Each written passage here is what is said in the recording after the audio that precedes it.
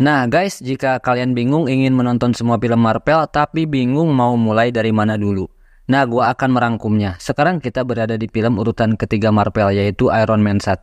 Dan film ke-1 dan keduanya udah saya rangkum, bisa kalian cek aja ke channel ini. Oke, kita langsung aja ke alurnya. Film diperlihatkan seorang pengusaha tajir bernama Tony Stark sedang diantar pasukan tentara melewati jalanan di sebuah gurun. Di saat Tony sedang berbincang-bincang dengan tentara, tiba-tiba saja mobil di depannya terkena bom dan meledak. Lalu seluruh kompi pasukan mendapat serangan hingga semuanya pun tewas.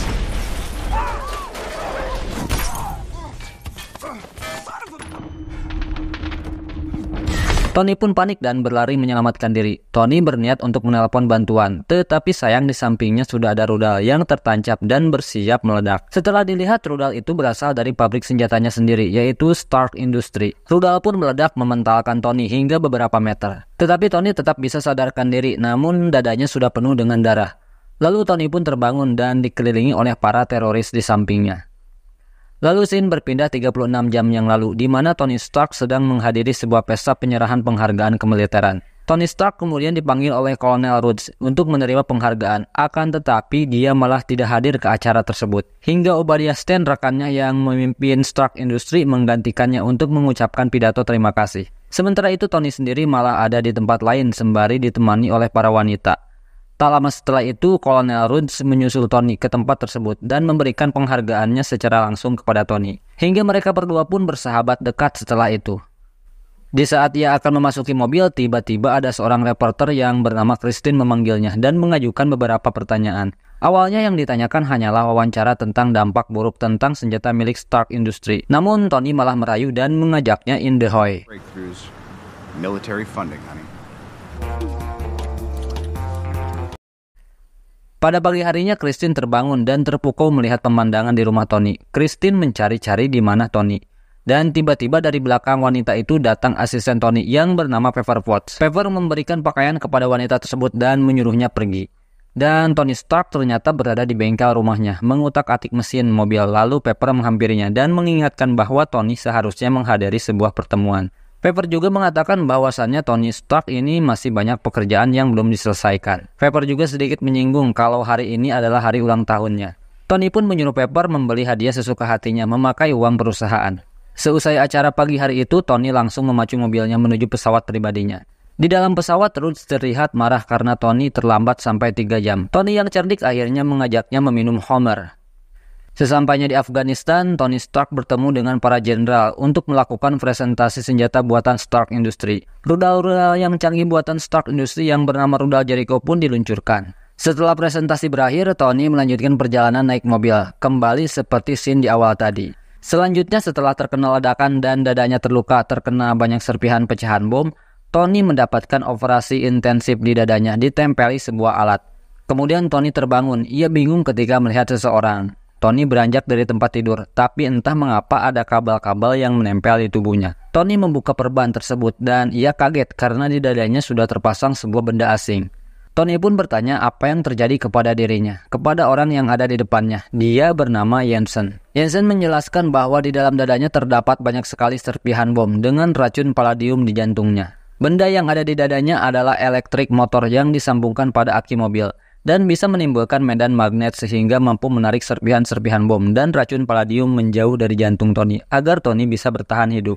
Di saat mereka berdua sedang berbincang-bincang, tiba-tiba muncul sekelompok teroris yang meminta kepada Tony untuk membuatkan rudal Jericho untuk mereka. Tony pun menolaknya. Akhirnya para teroris menganiaya Tony dan mengantarkannya keluar. Tony pun kaget melihat persenjataan para teroris itu berasal dari pabriknya sendiri.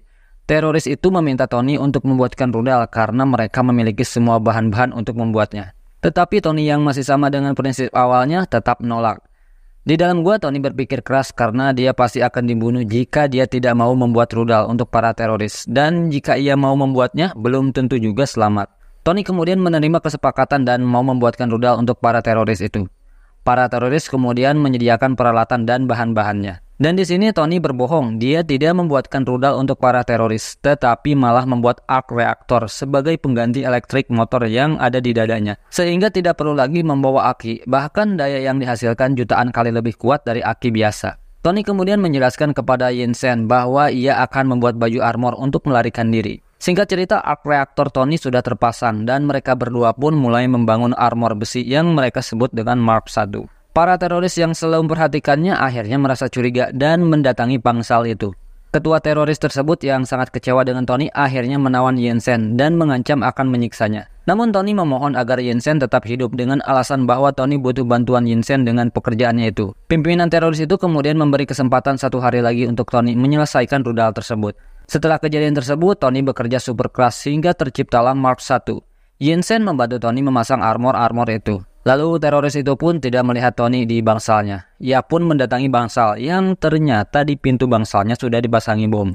Semua teroris yang ada pun mulai mengepung Tony, sedangkan Yinsen membantu Tony agar Mark I bisa digunakan. Yinsen yang melihat bahwa progresnya masih lama akhirnya mengorbankan diri untuk mengelabui musuhnya. Ia pun terkepung di dalam bangsal itu. Sementara Mark I yang sudah siap akhirnya menghajar para teroris itu satu persatu.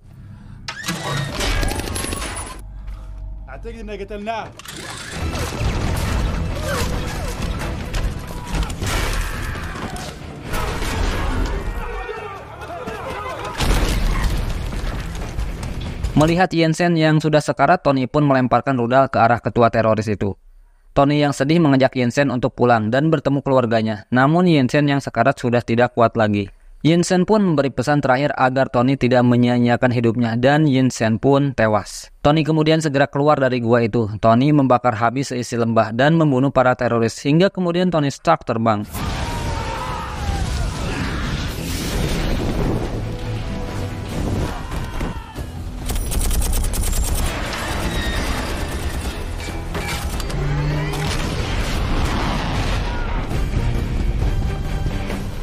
Tetapi sayang, belum sempat kabur jauh, Tony terjatuh di tengah-tengah gurun dan memaksa ia mau tidak mau harus berjalan melintasi gurun. Namun beruntung muncul helikopter yang dinaiki oleh Kolonel Rhodes dan menyelamatkannya. Dan kepulangan Tony pun disambut oleh Pepper dan Tony berkata bahwa saat ini hal yang paling ia inginkan adalah memakan burger. Lalu di konferensi pers sambil makan, Tony Stark mengungkapkan pernyataan pahit bahwa Stark Industries tidak akan lagi menjual senjata, sehingga membuat seluruh wartawan dan Obadiah kaget dengan hal tersebut. Di dalam pabrik, Obadiah menemui Tony. Obadiah menjelaskan kepada Tony bahwa Stark Industries ini dari awal memang diciptakan untuk menjadi pabrik senjata. Namun Tony membantahnya. Stark Industries bisa menjual teknologi lain seperti reaktor nuklir misalnya. Dan Obadiah menertawakan ide Tony. Lalu Tony pun menunjukkan bahwa arc reactor bisa menjadi sumber daya yang baru. Lalu Obadiah pun berpikir bahwa Tony sedang kelelahan. Dia ingin Tony menenangkan diri dan bersembunyi sementara waktu. Biar urusan para direksi Stark Industries diurus olehnya. Sementara itu di kediamannya, Tony menelepon Pepper untuk membantunya. Tony meminta bantuan Pepper untuk menarik arc reactor di dalam dadanya dan menggantikannya dengan arc reactor baru buatannya yang lebih canggih. Di lain tempat, Rhodes sedang memberi edukasi kepada para tentaranya. Lalu tiba-tiba Tony datang. Tony menawari Rhodes sebuah proyek baru, tetapi Rhodes menolaknya dan menyuruh Tony untuk beristirahat terlebih dahulu. Setelah apa yang telah terjadi, malam harinya Tony bersama Jarvis, asisten AI miliknya, menggarap proyek Mark II, di mana Tony memberi beberapa perbaikan yang lebih baik daripada Mark I sebelumnya. Di tempat lain di sekitar gurun, para kelompok teroris mencoba untuk menggali sisa-sisa dari Mark I milik Tony. Dan kita kembali lagi ke tempat Tony. Tony memberikan tambahan serta melakukan percobaan untuk armor barunya ini. Namun pada percobaan pertama hasil tidak semulus seperti apa yang diharapkan. Tony yang pantang menyerah terus melakukan perbaikan kepada armornya ini. Di saat sedang bekerja, Pepper memberitahu kalau ada yang menunggunya di atas. Tony pun naik ke atas dan bertemu dengan Obadiah. Di sini Pepper menjelaskan bahwa saham Stark Industries turun drastis dan berharap Tony melakukan sesuatu. Tetapi Tony tetap kekeh dengan pendapatnya. Dan kemudian ia kembali masuk ke dalam bengkel untuk melanjutkan pekerjaannya. Lalu Tony kembali menguji coba Mark II hingga akhirnya Tony pertama kali dapat terbang menggunakan armor itu. Setelah percobaan tersebut, Jarvis memasang cover untuk mulai mencoba helm dan teknologi dari Mark II. Tony mencoba untuk terbang menggunakan Mark II. Lalu Tony mencoba untuk terbang menembus atmosfer. 10, 3, 2. Good dream.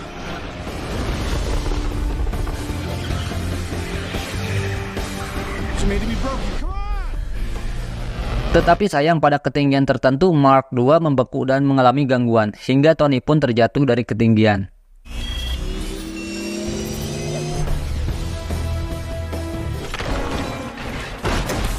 Setelah percobaan itu, Tony melihat paket dari Pepper yang ternyata adalah arc reaktor lamanya. Sementara itu di markas para teroris itu mencoba untuk menyusun kembali baju Mark I milik Tony.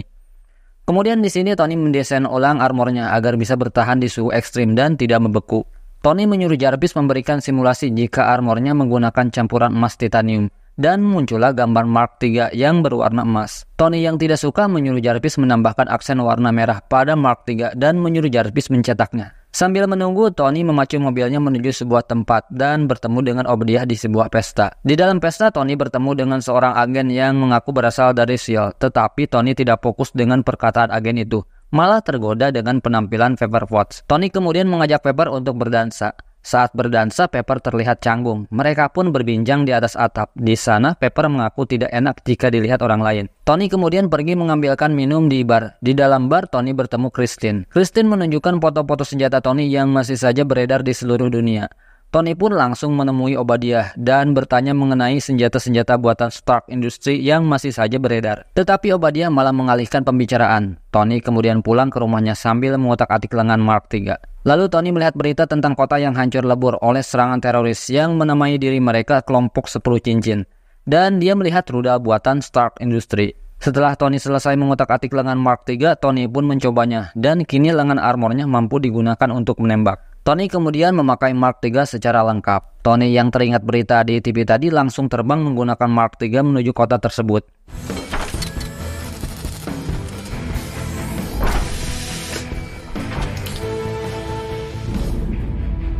Keadaan di kota itu memanas, teror para teroris memenuhi seisi kota, bahkan tega menyakiti seorang ayah di hadapan keluarganya. Tetapi teror tersebut tak berlangsung lama karena Tony datang dan langsung menghabisi seluruh teroris yang ada di sana.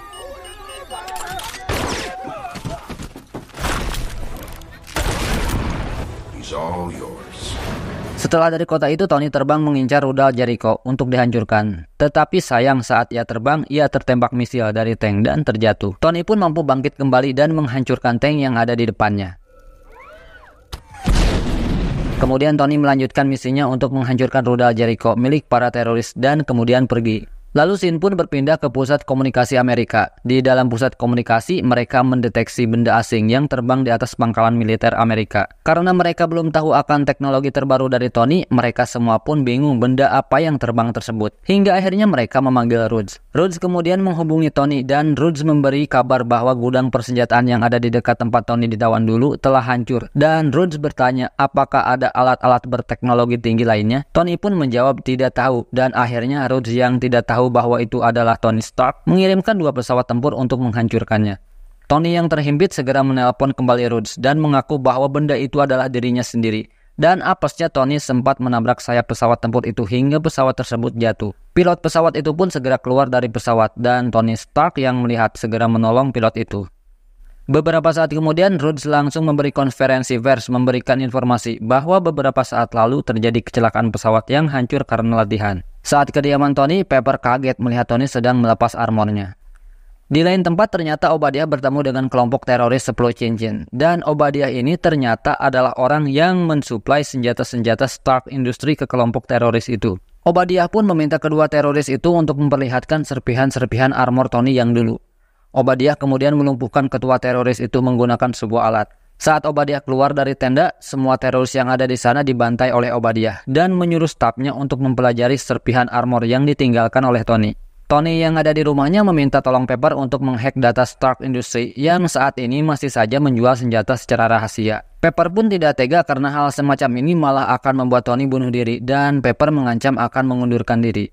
Tetapi Tony terus merayunya hingga akhirnya Pepper mau melakukan hal itu. Beberapa saat kemudian, Pepper akhirnya sampai di kantor Stark Industries dan membuka file bernama Sektor 16 yang memperlihatkan desain armor mirip seperti milik Tony.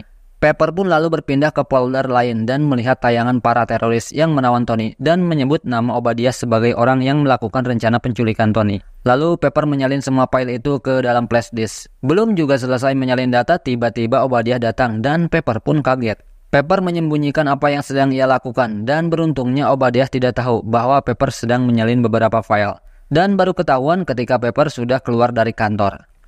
Obadiah yang panik mendatangi sektor 16 miliknya. Di sana para ilmuwan anak buah Obadiah masih kesulitan membuat arc reaktor berukuran kecil untuk armor miliknya.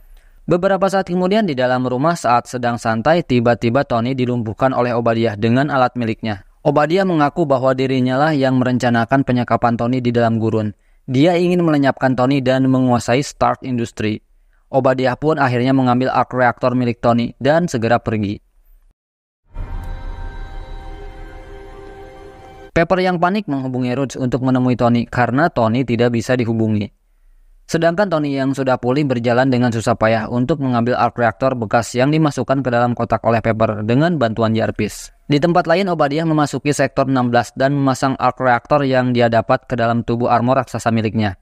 Di dalam kediaman Tony, Rhodes yang sudah sampai di sana membantu Tony dan bersiap-siap memakai armor, lalu pergi menyusul Pepper.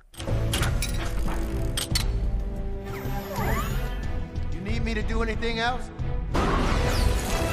Sementara itu, Pepper dan beberapa agen mencari-cari di mana Obadiah. Di dalam sektor 16, ternyata Obadiah sudah masuk ke dalam armornya dan menghancurkan semua yang ada di sana, serta mengejar Pepper.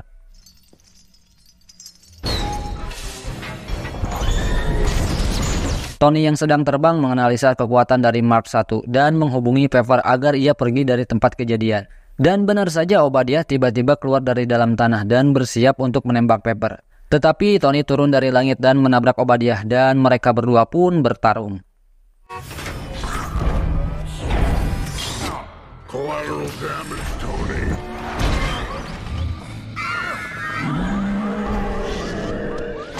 Tony yang melihat armor Obadiah yang juga bisa terbang kemudian memiliki ide untuk membawa Obadiah terbang ke ketinggian maksimum. Setelah sampai di ketinggian maksimum, armor Obadiah pun membeku dan terjatuh. Sedangkan armor milik Tony mampu bertahan, tapi sumber daya dari arc reactor bekas yang dipakai Tony terlihat mulai menipis dan harus bersusah payah menggunakan sisa-sisa tenaga miliknya untuk mendarat sampai di bawah. Secara mengejutkan, ternyata Obadiah yang masih selamat kembali menyerang Tony bertubi-tubi. Tony mencoba untuk bertahan. Tony kemudian menyuruh Pepper untuk meledakkan arc reactor raksasa di bawah mereka. Tony pun kembali memancing Obadiah untuk mengikutinya tepat di atas arc reactor raksasa. Dan di saat yang tepat, Tony menyuruh Pepper untuk menekan tombol penghancur arc reactor. Setelah ditekan, terjadi reaksi. Tony terlempar dan Obadiah yang terkena tembakan radiasi dari arc reactor membuatnya tak sadarkan diri dan terjatuh masuk ke dalam reaktor. Lalu tempat itu pun meledak menghancurkan semuanya. Dan keesokan harinya, Tony Stark bersiap-siap untuk menghadiri konferensi pers. Seorang agen SEAL yang semalam membantunya menyuruh Tony untuk berbohong mengenai kejadian semalam, seolah-olah Tony tidak berada di tempat kejadian. Namun di dalam konferensi pers itu, Tony malah menyebut bahwa dirinya lah manusia berkostum yang disebut Iron Man. I am Iron Man. Dan di akhir film, Tony Stark kedatangan Nick Fury, menawarinya proyek bernama Avengers, dan film pun selesai. Nah, oke guys, mungkin segitu saja. Nanti kita lanjut lagi di film MCU berikutnya.